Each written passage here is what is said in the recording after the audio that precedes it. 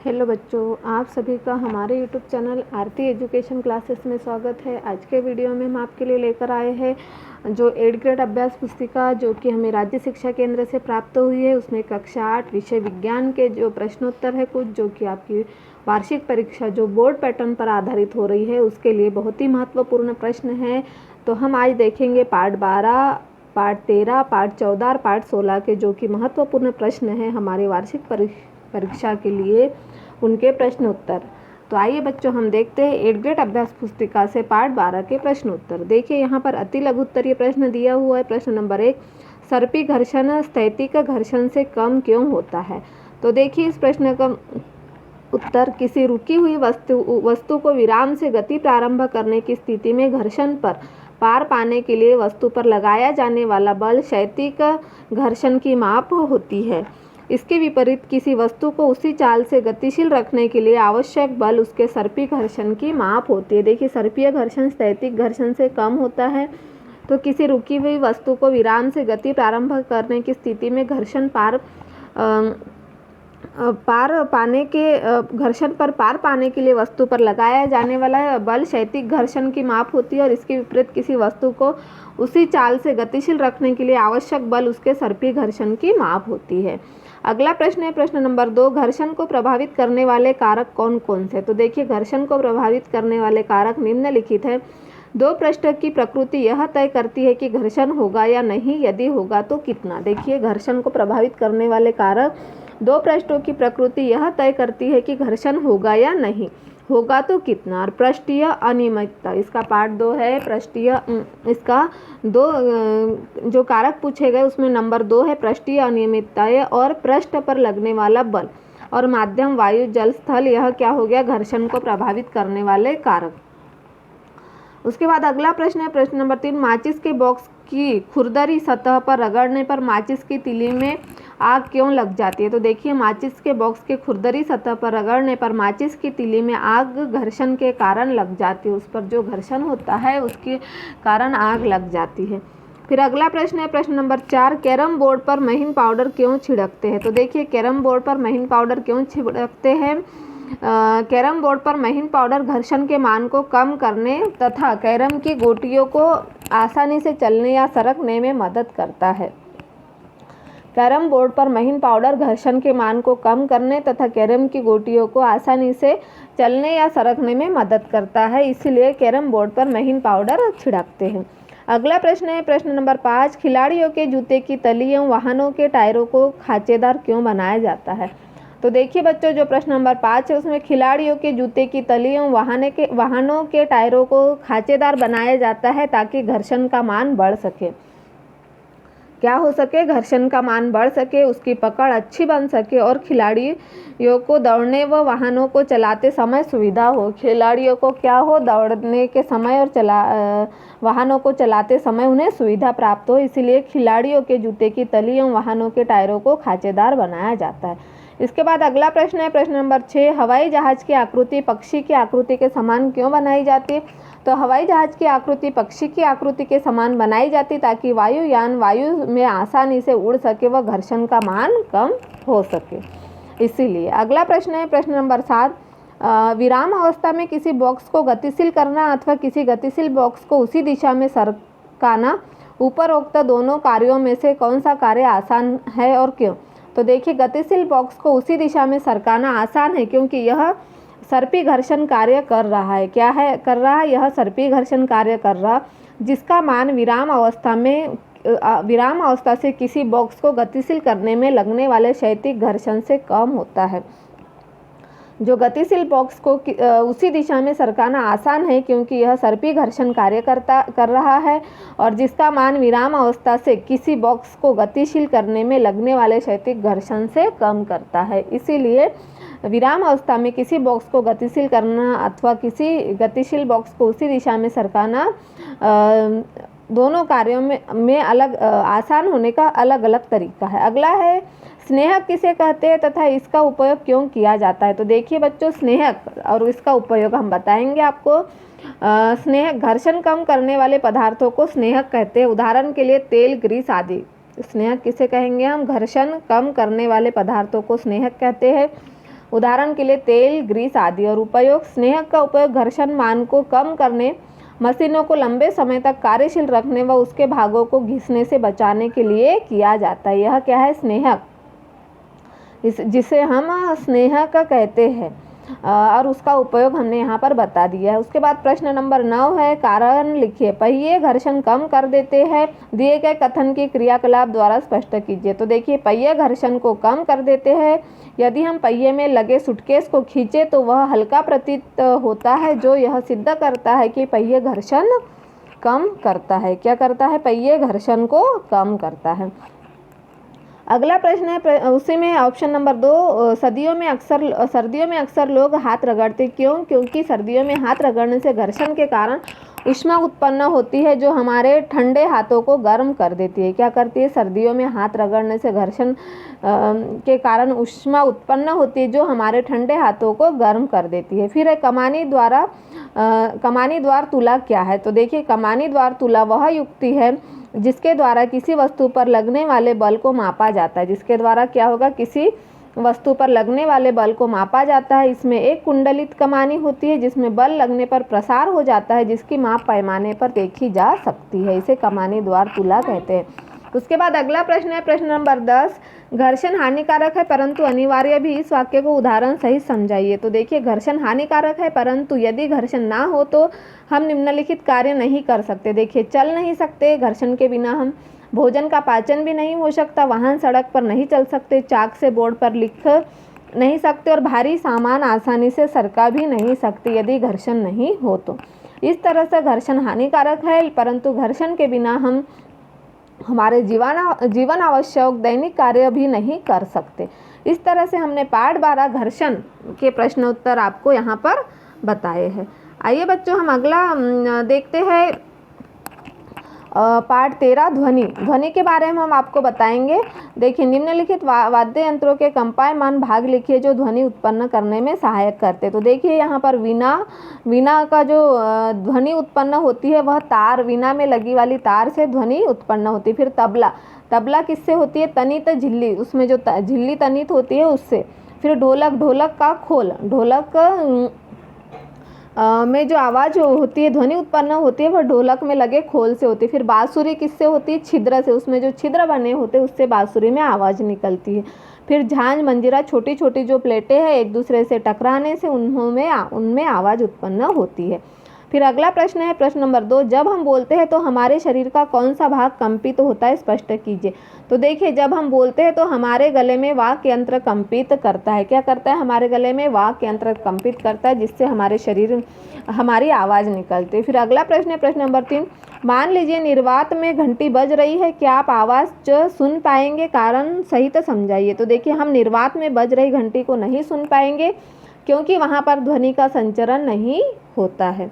अगला प्रश्न है, प्रश्न नंबर 4, मनुष्य कितनी आवृत्ति की ध्वनियाँ सुन सकते? तो मानव लगभग 20 हर्ट्ज से लेकर 20,000 हर्ट्ज आवृत्ति की ध्वनि तरंगों को ही सुन सकते हैं। अगला प्रश्न है हमारा, प्रश्न नंबर 5, लघुत्तरीय प्रश्न, 2 अंतरिक्ष यात्री अंतरिक्ष में एक दूसरे के करीब तैर रहे हैं, क्या वे बिना किसी विशेष उपकरण के एक दूसरे से बात कर रहे हैं? कारण सही समझाइए। तो देखिए, यदि 2 अंतरिक्ष यात्री अंतरिक्ष में एक दूसरे के करीब तैर रहे हैं तो वह बिना किसी उपकरण के एक दूसरे से बात नहीं कर सकते, क्योंकि अंतरिक्ष में वायु नहीं होती है। जब दो अंतरिक्ष यात्री अंतरिक्ष में तैर रहे हैं तो वह एक दूसरे से बात नहीं कर पाएंगे, क्योंकि वहाँ पर वायु नहीं होती। फिर अगला प्रश्न है हमारा, प्रश्न नंबर 6, एक वाद्य यंत्र का चित्र सहित वर्णन कीजिए जो हवा में उड़ाकर ध्वनि उत्पन्न करता है। तो देखिए, गिलास के किनारे को छूते हुए थर्माकोल की छोटी सी गेंद लटकाइए। देखिए, यहाँ पर दिख रही थर्माकोल की छोटी सी गेंद, गिलास को छूते हुए लटकाए हमने। गिलास को कंपित कराइए, देखिए कि गेंद कितनी दूर विस्थापित होती है। गेंद का विस्थापन गिलास के कंपन के आयाम की माप है। ध्वनि की प्रबलता इसके आयाम पर निर्भर करता है। देखिए, थर्माकोल की गेंद कंपायमान गिलास को स्पर्श करते हुए हमने यहाँ पर चित्र बनाकर आपको समझाया है। अगला प्रश्न है, प्रश्न नंबर 7, चित्र से ही समझाइए कि ध्वनि का संचरण द्रवों में होता है। तो देखिए, एक टब में पानी भरकर उसमें एक घंटी को बजाने पर जल की ऊपरी सतह पर कान लगाकर हम उसकी आवाज़ सुन सकते। देखिए, यहाँ पर हमने चित्र द्वारा आपको समझाया है। उसके बाद हमारा अगला प्रश्न है प्रश्न नंबर 8। जिस ध्वनि को सुनने में हम बाधित होते हैं, संगीतमय ध्वनि एवं शोर में अंतर स्पष्ट कीजिए। हमें प्रश्न नंबर 8 में पूछा है, तो इसका उत्तर हम बताएंगे। जिस ध्वनि को सुनने में हम बाधित होते हैं या वह अवांछित ध्वनि जिसे हम सुनना नहीं चाहते शोर होता है, जबकि जो ध्वनि सुनने में हमें आनंद की प्राप्ति होती है या सुस्वर ध्वनि को संगीत कहते हैं। यदि संगीत को आवश्यकता से अधिक आवाज़ में सुना जाए या संगीत की प्रबलता अधिक हो तो वह शोर बन जाती है। इस तरह हमने संगीतमय ध्वनियों शोर में अंतर स्पष्ट किया है। आइए बच्चों अगला प्रश्न देखते हैं प्रश्न नंबर 9। ध्वनि प्रदूषण क्या है? ध्वनि प्रदूषण के प्रमुख कारणों का उल्लेख कीजिए। तो देखिए हम आपको बता दे रहे हैं ध्वनि प्रदूषण क्या है और उनके प्रमुख कारण। वातावरण अधिक या अवांछित ध्वनियों को ध्वनि प्रदूषण कहते हैं। ध्वनि प्रदूषण के प्रमुख कारण वाहनों की ध्वनियाँ, विस्फोट जिसमें पटाखों का फटना भी सम्मिलित है, ऊंची आवाज़ में चलाए गए टेलीविज़न तथा ट्रांजिस्टर रेडियो, रसोई घर के कुछ उपकरण, कूलर, वातानुकूलक सभी ध्वनि प्रदूषण के लिए उत्तरदायी है। और कारखानों की ध्वनि, यह क्या है? अवांछित ध्वनियों को ध्वनि प्रदूषण के लिए कारक यह सारे घटक है, जैसे वाहनों की ध्वनियाँ, विस्फोट जिसमें पटाखों का फटना, ऊंची आवाज़ में चलाए गए टेलीविज़न तथा ट्रांजिस्टर, रसोई घर के कुछ उपकरण, कूलर, वातानुकूलक सभी ध्वनियाँ प्रदूषण के लिए उत्तरदायी है। कारखानों की ध्वनि। इस तरह से हमने प्रश्न नंबर 9 का उत्तर लिखा। आइए बच्चों अगला प्रश्न देखते हैं प्रश्न नंबर 10।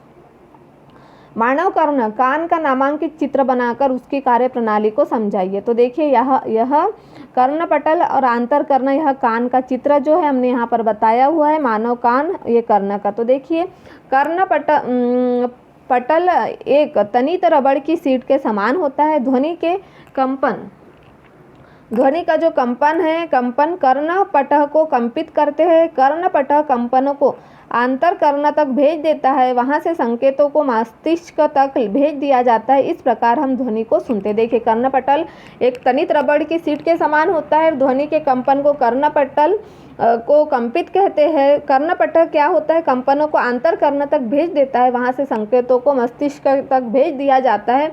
इस प्रकार हम ध्वनि को सुन सकते हैं। हमारा इस तरह से हमने पाठ 13 ध्वनि के बारे में आपको 1 से लेकर 9-10 तक प्रश्नोत्तर बताइए। आइए बच्चों हम अगला पाठ देखते हैं, पाठ 14। विद्युत धारा के रासायनिक प्रभाव के प्रश्नोत्तर हम देखेंगे, जो कि आपकी वार्षिक परीक्षा के लिए बहुत महत्वपूर्ण है। आसुत जल में विद्युत का चालन क्यों नहीं होता? कारण लिखिए। तो देखिए आसुत जल लवणों से मुक्त होने के कारण विद्युत का चालन नहीं करता है। आसुत जल क्या है? लवणों से मुक्त होने के कारण विद्युत का चालन नहीं करता, इसीलिए आसुत जल में विद्युत का चालन नहीं होता। फिर दिए गए पदार्थों को विद्युत के चालक एवं कुचालक पदार्थों के रूप में वर्गीकृत कीजिए। तांबा, एल्यूमिनियम, रबड़, प्लास्टिक, लोहा, लकड़ी। तो देखिए विद्युत के चालक तांबा, एल्यूमिनियम और लोहा क्या है? विद्युत के चालक है। और विद्युत के कुचालक रबड़, प्लास्टिक और लकड़ी, यह क्या है? विद्युत के कुचालक है। अगला प्रश्न है प्रश्न नंबर 3। जब किसी तार में विद्युत धारा प्रवाहित की जाती है तो उसके पास रखी चुंबकीय सुई पर क्या प्रभाव पड़ता है? तो देखिए जब किसी तार में विद्युत धारा प्रवाहित की जाती है तो उसके पास रखी चुंबकीय सुई पर विक्षेप होता है। उसमें क्या होता है? विक्षेप होता है। उसके बाद अगला प्रश्न है प्रश्न नंबर 4। विद्युत धारा के रासायनिक प्रभाव से आप क्या समझते हैं? किसी चालक द्रव में विद्युत धारा प्रवाहित होने पर रासायनिक अभिक्रियाएं होती है, इसे विद्युत धारा का रासायनिक प्रभाव कहते हैं। इसे क्या कहेंगे हम? विद्युत धारा का रासायनिक प्रभाव कहेंगे। अगला प्रश्न है प्रश्न नंबर 5। चित्र में दर्शाई गई व्यवस्था में बल्ब नहीं जलता, बल्ब न जलने के संभावित कारण लिखिए। देखिए यहाँ पर जो हमें चित्र में दर्शाई गई व्यवस्था, इसमें बल्ब नहीं जलता। देखिए जब कोई द्रव विद्युत धारा को अपने से प्रभावित होने नहीं देता तो संपरीक्षित का पारीपथ पूरा नहीं होता तथा बल्ब नहीं जलता। यहाँ पर अगला प्रश्न है प्रश्न नंबर 6। गीले हाथों से विद्युत उपकरणों को छूना खतरनाक होता है, कारण लिखिए। तो देखिए जल में लवणों की उपस्थिति के कारण विद्युत का चालन होता है। जल में क्या है? जल में लवणों की उपस्थिति के कारण विद्युत का चालन होता है और करंट लग जा सकता है, इसीलिए गीले हाथों से विद्युत उपकरणों का छूना खतरनाक होता है। इसीलिए हमेशा विद्युत उपकरणों को सूखे हाथों से छूना चाहिए। हो सके तो पैरों में रबर की चप्पल भी पहन सकते हैं। अगला प्रश्न है प्रश्न नंबर 7, आपको समुद्री जल एवं आसुत जल दिए गए हैं, इसमें कौन से जल का उपयोग आप परिपथ चालक के रूप में करेंगे और क्यों, कारण लिखिए। तो देखिए समुद्री जल का उपयोग पारीपथ में चालक के रूप में करेंगे। समुद्री जल का उपयोग हम क्या करेंगे, पारीपथ में चालक के रूप में करेंगे, क्योंकि इसमें लवण अधिक होने के कारण विद्युत का चालन आसानी से करता है। इसमें क्या है, अधिक लवण होने के कारण यह विद्युत का चालन आसानी से करता है। उसके बाद अगला प्रश्न है प्रश्न नंबर 8, विद्युत लेपन किसे कहते हैं। दैनिक जीवन में विद्युत लेपन में उपयोग बताइए। तो देखिए विद्युत लेपन एक धातु पर दूसरी धातु की परत चढ़ाना। विद्युत लेपन में क्या है, एक धातु पर दूसरी धातु की परत चढ़ाना विद्युत लेपन कहलाता है। इसका उपयोग मोटरसाइकिल का हैंडल, गैस बर्नर, पहिया आदि में किया जाता है, जिसे हम विद्युत लेपन कहते हैं। अगला प्रश्न है प्रश्न नंबर 9, विद्युत लेपन को दर्शाता हुआ पारीपथ क्रियाकलाप द्वारा समझाइए। तो देखिए एक बीकर में 250 ml आसुत जल लीजिए। देखिए यहाँ पर हमें दिया हुआ है, इसमें चाय की 2 चम्मच भरकर कॉपर सल्फेट घोली। इसमें क्या करना है, चाय की 2 चम्मच भरकर हमें कॉपर सल्फेट घोलना है। अधिक चालक बनाने के लिए कॉपर सल्फेट विलयन में कुछ बूंदे तनु सल्फ्यूरिक अम्ल को डालिए। तांबे की प्लेटों को रेगमाल से साफ कीजिए, इन्हें पानी में धोकर सुखाए। तांबे की प्लेटों को एक बैटरी के टर्मिनलों से संयोजित कीजिए। इस तरह से हम विद्युत लेपन को दर्शाता हुआ एक क्रियाकलाप दर्शा रहे। देखिए यहाँ पर तांबे की प्लेटें है ये, और कॉपर सल्फेट विलयन का यहाँ पर घोल है। इस तरह से हमने विद्युत लेपन को दर्शाता हुआ पारीपथ क्रियाकलाप यहाँ पर समझाया है। अगला है प्रश्न नंबर 10, माचिस के खाली डिबिया, विद्युत तार, चुंबकीय सुइयों, बैटरी की सहायता से तैयार पारीपथ का आरेख कीजिए। देखिए यहाँ पर माचिस की तीली, माचिस के खाली डिबिया, विद्युत तार और चुंबकीय सुइयों, बैटरी की सहायता से हमने पारीपथ का आरेख यहाँ पर बनाया हुआ है। इस तरह से हमने पार्ट 14 के 10 प्रश्न समझाए। आइए बच्चों हम देखते हैं, इसी में अभी दूसरा ऑप्शन है प्रश्न क्रमांक 10 में 2 खींचे गए परिपथ क्रियाकलाप 14.3 में दिया गया परिपात में तारों के स्वतंत्र सिरों को तालिका में दिए गए पदार्थों को डालने पर होने वाले परिवर्तन को समझाइए। देखिए यहाँ पर हमें जो दिया हुआ है क्रियाकलाप, इसमें जो परिवर्तन होंगे इन्हें हमें समझाना है। देखिए पदार्थ चुंबकीय सुई विक्षेप दर्शाती है या नहीं, और सुचालक या कुचालक। तो देखिए नींबू का रस विक्षेप दर्शाती है, यह क्या है, सुचालक है। सिरका यह विक्षेप दर्शाती है और यह सुचालक है। दूध क्या है, सुचालक है। और आसुत जल विक्षेप नहीं दर्शाते, यह कुचालक है। आलू यह सुचालक है, यह विक्षेप दर्शाती है और यह क्या है, सुचालक है। फिर अगला शहद, यह क्या, चुंबकीय सुई विक्षेप नहीं दर्शाती है और यह क्या है, कुचालक है। इस तरह से हमने प्रश्न नंबर 10 का उत्तर यहाँ पर बताया है बच्चों। इस तरह से आज के इस वीडियो में हम पार्ट 14 के प्रश्न उत्तर लिख पाए। अब हम आगे देखते हैं पार्ट 16 के प्रश्न उत्तर। पार्ट 16 है प्रकाश। तो देखिए प्रश्न नंबर 1, परावर्तन के नियम लिखिए। हमारा प्रश्न नंबर 1 क्या है, परावर्तन के हमको नियम लिखना है। आयतन कोण का मान सदैव परावर्तन कोण के बराबर होता है। परावर्तन के नियम में आयतन कोण का मान सदैव परावर्तन कोण के बराबर होता है। आपतन कोण, परावर्तन कोण व अभिलंब तीनों सदैव एक ही तल में होते हैं। यह क्या है, तीनों सदैव एक ही तल में होते हैं। फिर है प्रश्न नंबर 2, चाक्षुष विकृति वाले व्यक्ति पढ़ने लिखने के लिए किस पद्धति का उपयोग करते हैं। इस पद्धति में कितने पैटर्न होते हैं। तो देखिए चाक्षुष विकृति वाले व्यक्ति पढ़ने लिखने के लिए ब्रेल पद्धति का उपयोग करते हैं। इस पद्धति में 63 बिंदुकित पैटर्न होते हैं। इसमें क्या होते हैं, 63 बिंदुकित पैटर्न होते हैं। आइए बच्चों अगला प्रश्न देखते हैं। प्रश्न नंबर 3, नेत्रों के लिए बहुत कम या बहुत अधिक प्रकाश हानिकारक क्यों होता है। तो देखिए बहुत कम या बहुत अधिक प्रकाश में पढ़ने के कारण नेत्रों पर खिंचाव पड़ता है। क्या होता है, नेत्रों पर अधिक खिंचाव पड़ता है यदि हम कम रोशनी में पढ़ते हैं और हम ज़्यादा रोशनी में भी पढ़ते हैं तो। तथा सिर दर्द होता है जो बाद में नेत्र रोगों को जन्म देता है। उसके बाद अगला प्रश्न है प्रश्न नंबर 4, प्रकाश का विक्षेपण किसे कहते हैं। विक्षेपण की घटना को दर्शाने वाला कोई प्राकृतिक उदाहरण लिखिए। तो देखिए प्रकाश के अपने रंगों में विभाजित होने को प्रकाश का विक्षेपण कहते हैं। प्रकाश के अपने रंगों में विभाजित होने को प्रकाश का विक्षेपण कहते हैं। इंद्रधनुष विक्षेपण को दर्शाने वाली एक प्राकृतिक परिघटना है। इंद्रधनुष क्या है, विक्षेपण को दर्शाने वाली एक प्राकृतिक परिघटना है।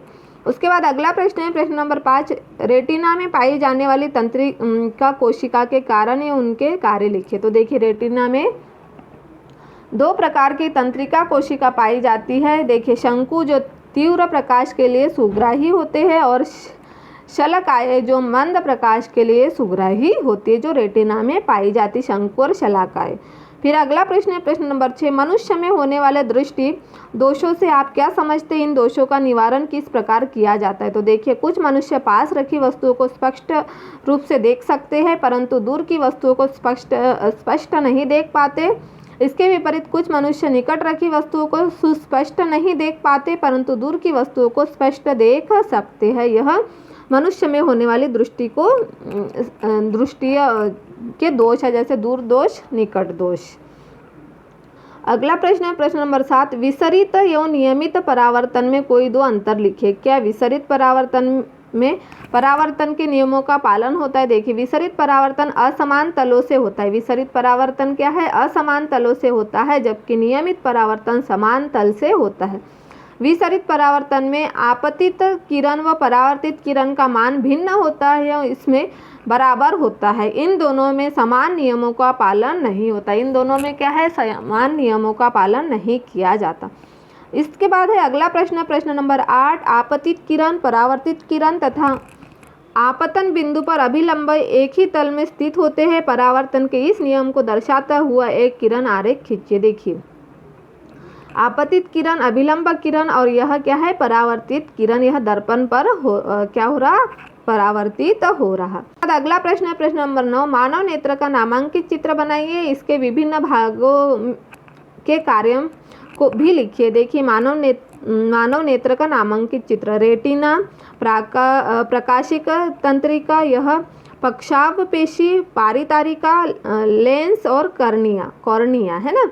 तो देखिए लेंस का क्या काम है, प्रकाश किरणों को रेटिना पर भेजता है। लेंस क्या करता है, प्रकाश किरणों को रेटिना पर भेजता है। और पक्षाभ पेशी क्या करता है, लेंस को अपने स्थान पर बनाए रखना।